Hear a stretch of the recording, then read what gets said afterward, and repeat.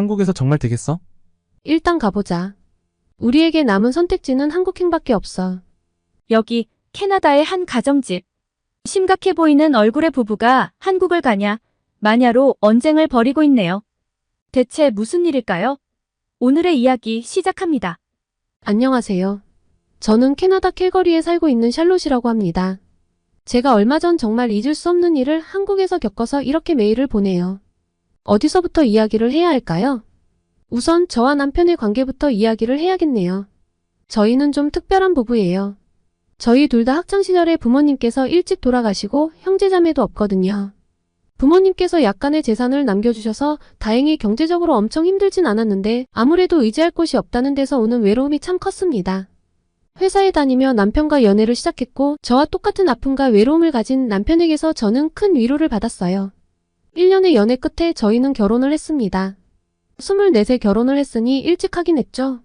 한국은 어떤지 모르겠는데 캐나다는 결혼을 빨리 하는 편이 아니거든요. 30대는 훌쩍 넘기는 게 일반적인데 이른 나이에 결혼을 한다니 친구들 걱정이 컸어요.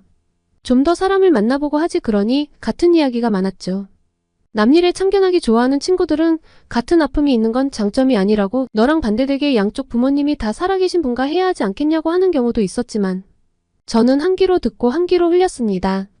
제가 성장 과정에서 느낀 외로움을 누구보다 잘 이해해주는 남편이고 또 제가 든든함을 느낄 수 있도록 일도 열심히 해서 회사에서 누구보다 인정받는 걸요. 그거면 된 거 아닐까요? 그리고 전 정말 행복했습니다. 같이 손잡고 퇴근할 사람이 있고 주말에 취미를 공유하고 집에서 이야기를 나눌 사람이 있다는 게 얼마나 좋았는지 몰라요. 가끔 다툴 때도 있었지만 금방금방 풀렸죠. 그렇게 심각하게 다퉈본 적도 없었고요.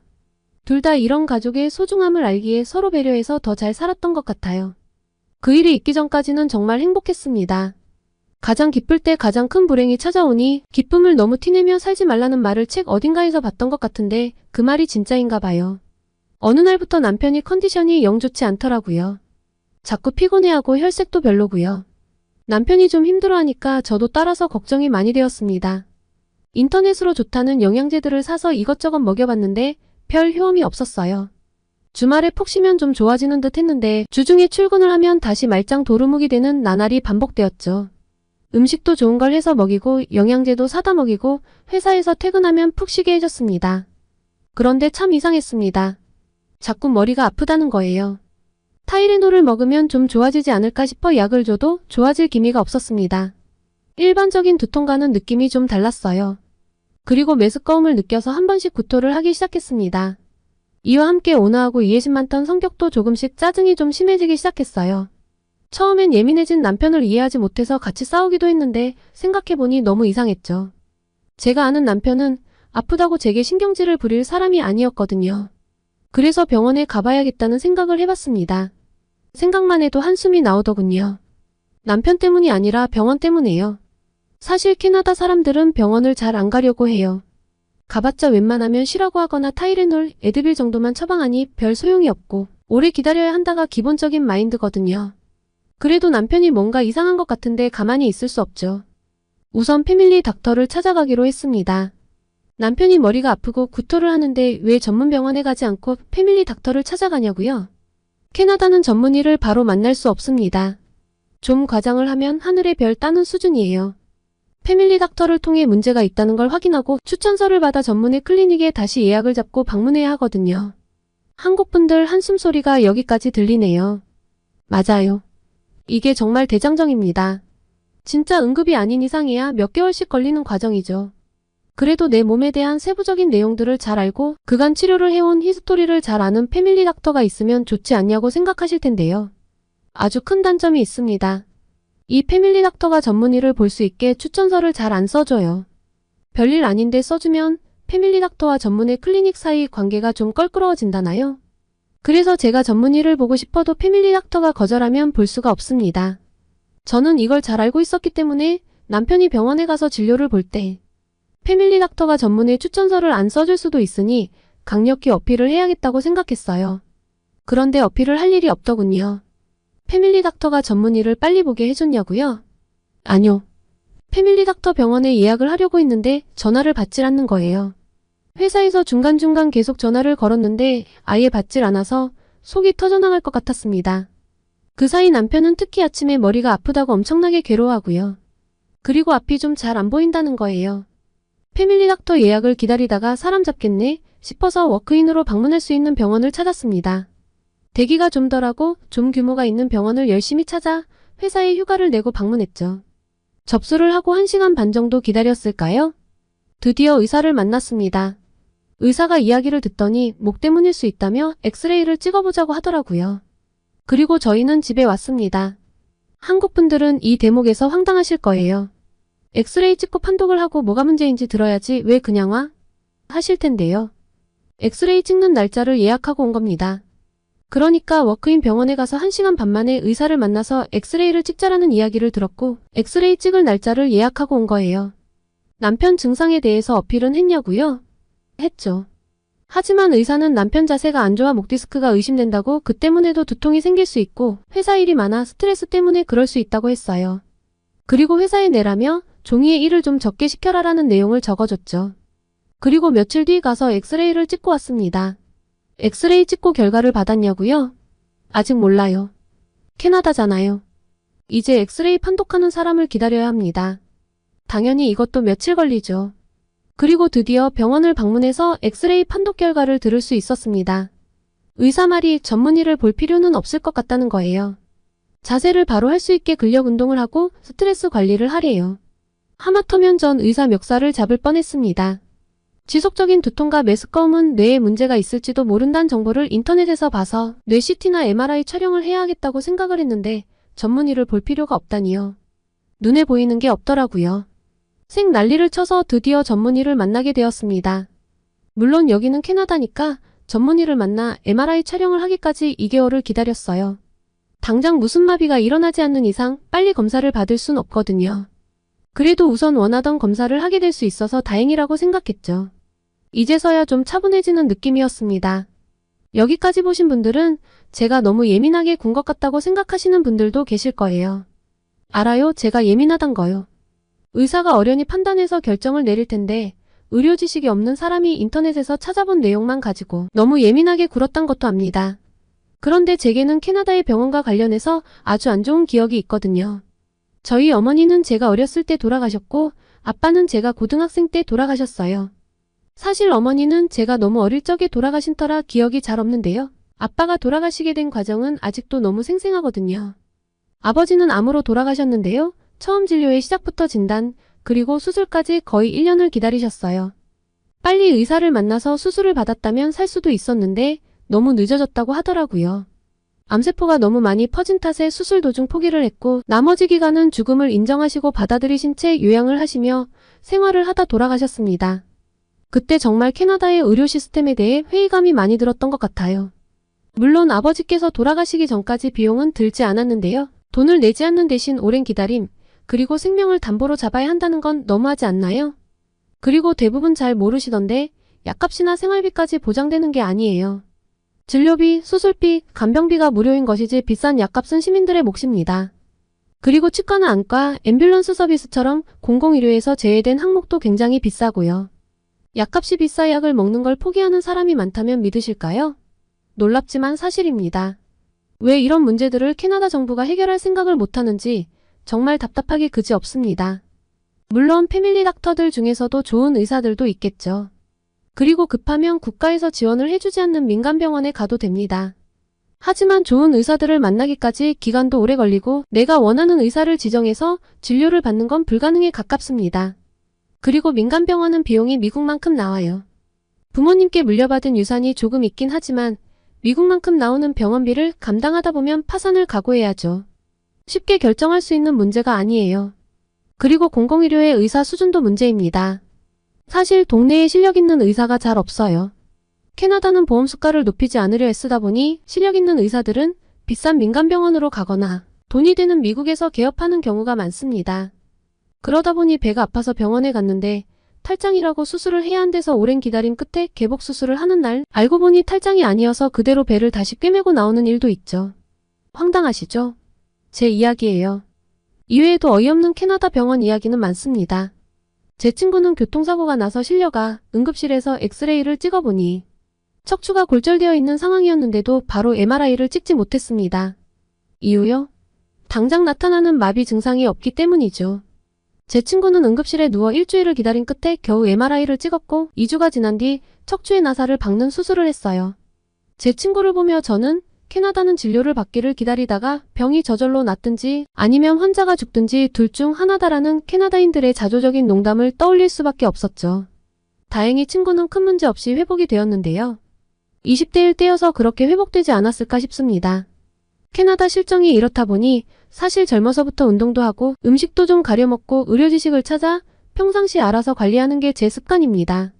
그리고 남편도 제가 관리를 잘해줬다고 생각했는데 이런 일이 발생할 줄은 몰랐죠. 남편의 검사 결과는 뇌암이었습니다. 믿을 수가 없었어요. 인터넷을 마구 찾아보니 이전에 캐나다에서 뇌암 판정을 받았는데 알고 보니 뇌동맥류의 일종이고 암세포가 아니었던 적이 있거든요. 그래서 저는 오진일 수 있다고 생각했습니다. 그런데 의사가 이후에 던진 말이 더 충격적이었어요. 수술을 할 수 없는 상황이라고 하더라고요. 만약 한다면 90% 이상은 장애가 생길 수 있고 수술 도중 사망 확률도 50%는 된다고요. 좀 빨리 왔으면 달랐을 텐데 너무 늦었고 암발병 위치 자체가 수술하기 너무 까다로운 곳이라고 하는데 눈물도 나오지 않았습니다. 머리가 멍해져서 아무 생각도 들지 않았어요. 만약 처음부터 전문의를 만나볼 수 있었다면 이야기가 달랐을까요? 지금 할 수 있는 건 통증 완화를 위한 치료밖에 없다고 하는데 좌절감만 밀려왔습니다. 집으로 돌아오는 길 남편과 저는 손을 꼭 잡은 채 한마디도 하지 않았습니다. 그렇게 며칠간 아무 말도 하지 않고 지냈던 것 같아요. 머릿속이 복잡했습니다. 사람이 너무 큰 충격을 받으니 뭘 어떻게 해야 할지 모르겠더라고요.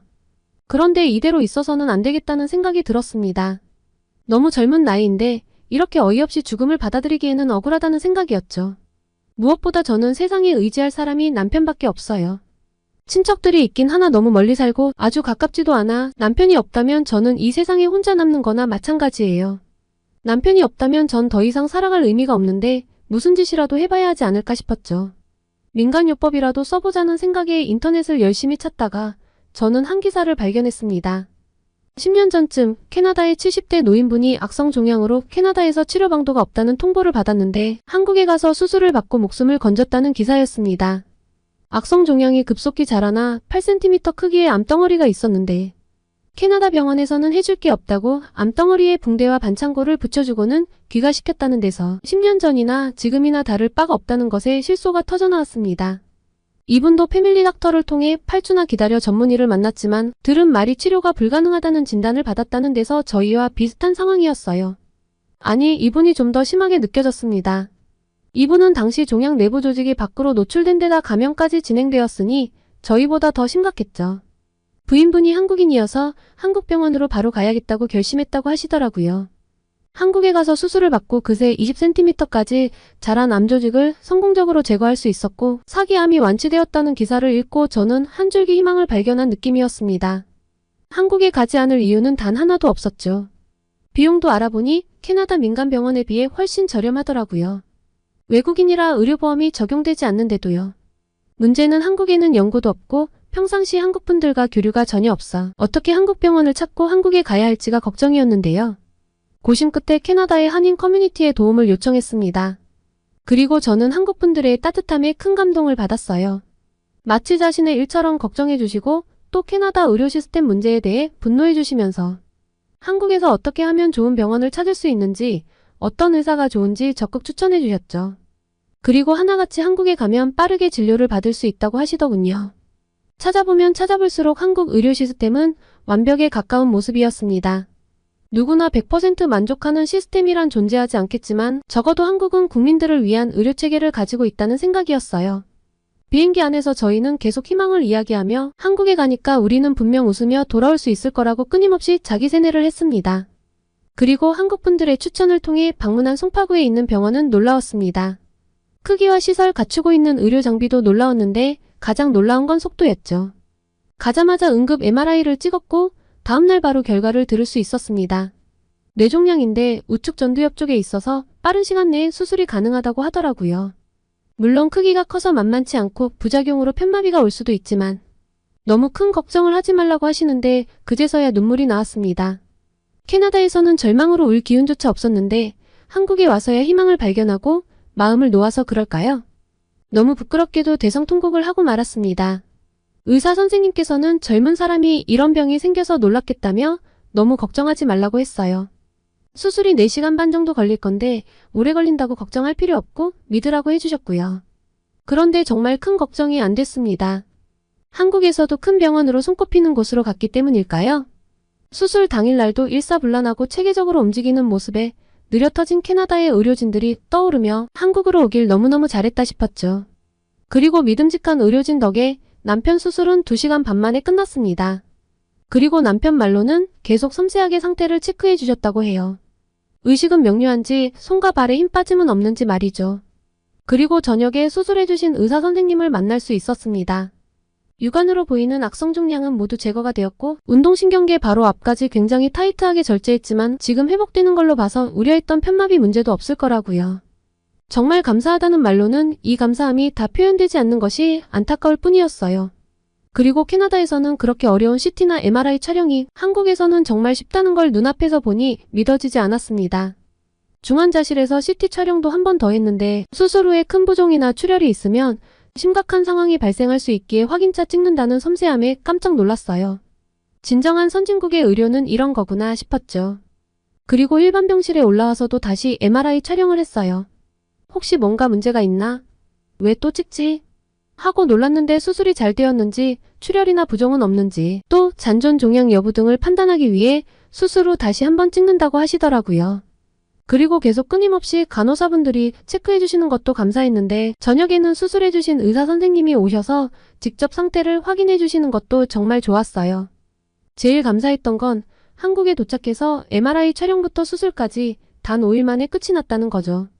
캐나다의 민간병원이나 미국으로 갈 것도 고려해봤는데 의료진의 실력부터 속도까지 한국의 압승입니다. 비교 자체가 무의미하네요. 한국으로 오기 정말 잘했다는 생각밖에 들지 않았어요. 지금 남편은 어떠냐고요? 수술 이후 스테이플러 제거를 받았고 지금은 운동을 해도 된다고 해서 운동도 조금씩 하고 있습니다. 그리고 완치 판정을 받았지만 혹시 모르니 1월에 MRI 촬영을 한 번 더 하기로 했어요. 악성 뇌종양인 탓에 재발도 물론 신경 써야 하고 완벽하게 마음을 놓을 순 없지만 수술한 지 4개월이 다 되어가는 지금 아주 정상적인 생활을 하며 잘 회복을 하고 있습니다. 한국의 롯데월드도 가봤고 맛있는 한국 음식도 즐기고 있죠. 캐나다에 있었으면 꼼짝없이 죽음만을 바라봤어야 하는데 일상으로 돌아갈 수 있게 된 것이 정말 꿈만 같습니다. 이 모든 게 한국에 오지 않았다면 한국 의료진이 아니었다면 불가능한 일이겠죠. 소중한 남편을 살려준 한국 의료진분께 다시 한번 감사드리며 이렇게 좋은 의료 시스템 하에 살고 계신 한국분들이 정말 부럽다는 이야기를 전하고 싶네요. 캐나다도 하루빨리 한국을 따라 좋은 방향으로 변화를 했으면 하는 바람입니다.